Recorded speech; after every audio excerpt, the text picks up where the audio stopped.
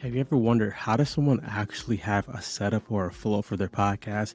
I'm going to teach you it right here, and it's four things. You need your idea, you need your thumbnail, you need to record, and you need to upload. So let's break those down. The first one being the idea.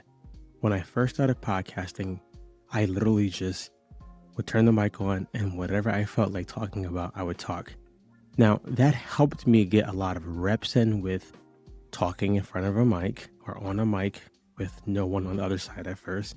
And my first mic was this audio technician mic. It was $40. So for anybody thinking you have to have an expensive mic, you do not.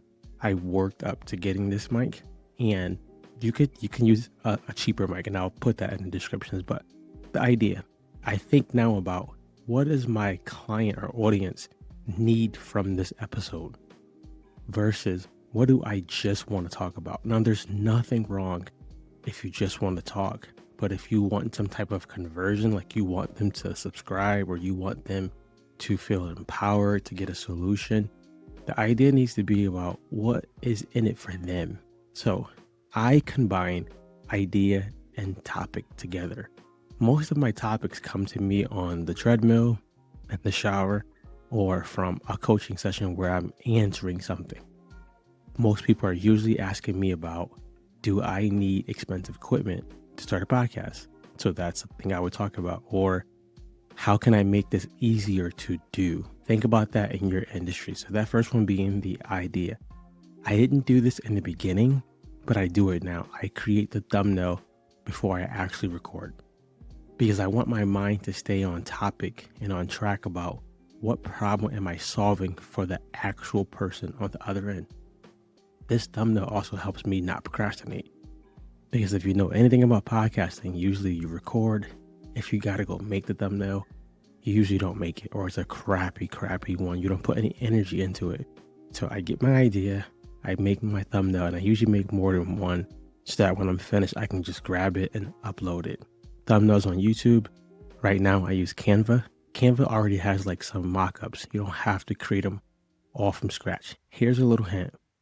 Instead of creating them all from scratch, use some templates and keep them like somewhat similar by color and somewhat similar by like how it's laid out. Omar El-Takori is a master at this. If you see any of his episode thumbnails, they usually look the same. It's him in the picture, or if it's a guest, and then he has usually this first block in white and then the second block in yellow. Go look at it.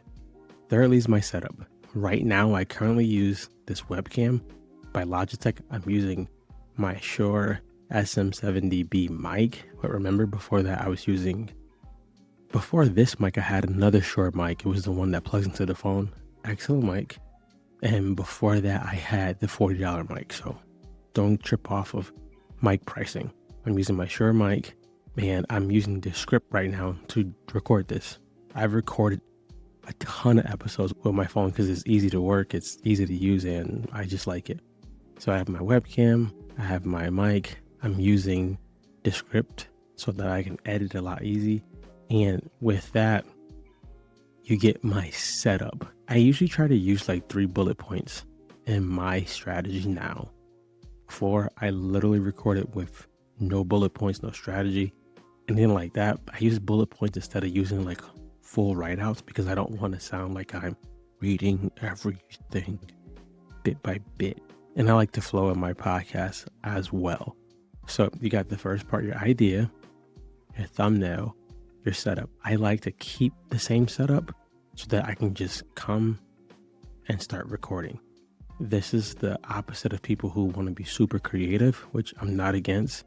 I just find out when you're being really creative with it, sometimes you don't get into a flow. This works for me. I have my desk, I have my webcam, I have my mic, my 3 bullets, and then I can just go. And then after that, I usually schedule it out.